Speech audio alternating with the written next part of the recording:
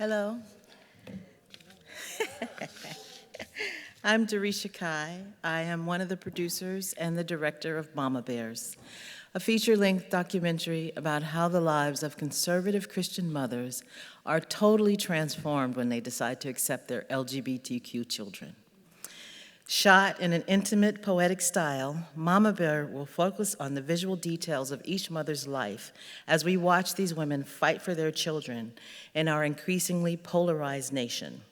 Through home movies, photographs, personal journals, podcasts, interviews, and verite footage, Mama Bears will uplift, enlighten, challenge, and engage audiences.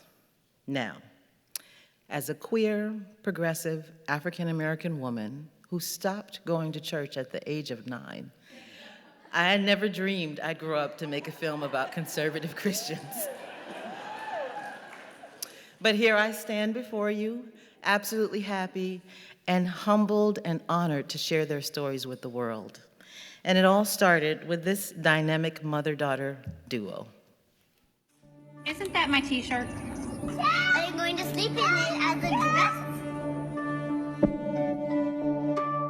My earliest memories of Kyi was this child just acted very different than my other boys. Hey, Mama, I'm going to buy a garden bow for you.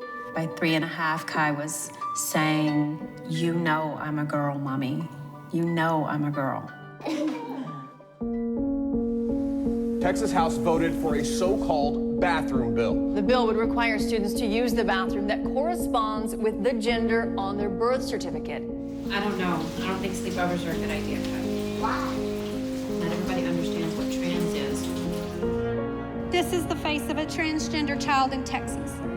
Do we as a state really want to force her into a men's bathroom? Other girls get to go to the girls' bathroom, and I don't get to. And I'm a girl, so I should go to the girls' bathroom. What's your favorite book in the Bible? Esther. Why? Esther. Why is Esther your favorite? Her pretty necklace, she became queen because of her story, because she helped people, and let's see, that's basically it. Kimberly Shapley went from being a Texas-based Tea Party Republican to winning an award as LGBTQ activist. In the process, she lost friends, she lost her standing in the church community, and all of her family, simply because she chose to accept her child. Over her political views, over her religion, and over her entire belief system, she chose Kyi. Now that is some badass motherly love.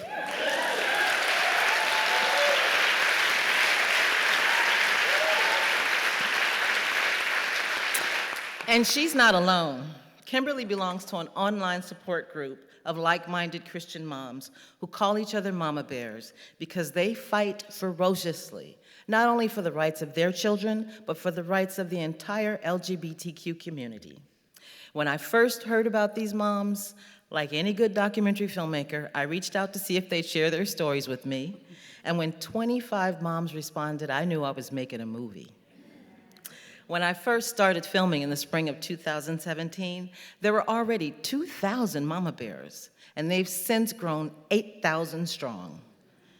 Galvanized by love and outraged by injustice, these moms are a movement.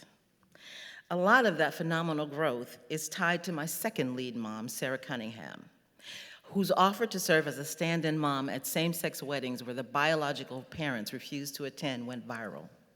Sarah not only embarks on a 10-city Free Mom Hugs tour every year to offer love and encouragement to LGBTQ people and to challenge clergy to accept the community, she has also inspired moms and dads all over the country to serve as stand-ins as well. My third core Mama Bear, oops, that went fast. My third core Mama Bear, Tanita, loves her lesbian daughter Tammy unconditionally, even though she still believes that homosexuality is a sin. It's a belief that Tammy shared and which caused her so much pain and suffering that she went back into the closet and stayed there for years. Luckily, Tammy eventually found the strength to come out again, But the statistics for many queer children from faith-based communities in the US are really bleak. LGBTQ teens are only 7% of the overall youth population, but they represent 40% of homeless youth because 1 in 4 LGBTQ kids are kicked out of their homes when they come out to their families. And LGBT kids are 8.4 times more likely to attempt suicide.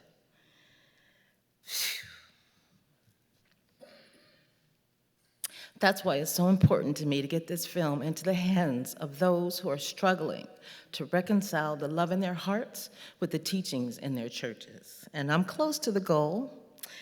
We wrapped production last month, and our editor just started, and we are deep, knee-deep in our wonderful embarrassment of riches. In addition to funding from Creative Capital, thank you, thank you, thank you.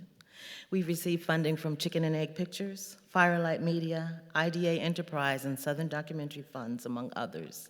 So far, we've raised $183,000 of our $563,000 budget, leaving us with a $380,000 funding gap. In addition to funding, we are seeking co-production partners, sales agents, a distributor to help us meet our early 2020 release goal. And we need partners, more partners like A Blade of Grass, who've already come on board to help us develop and implement our ambitious impact campaign.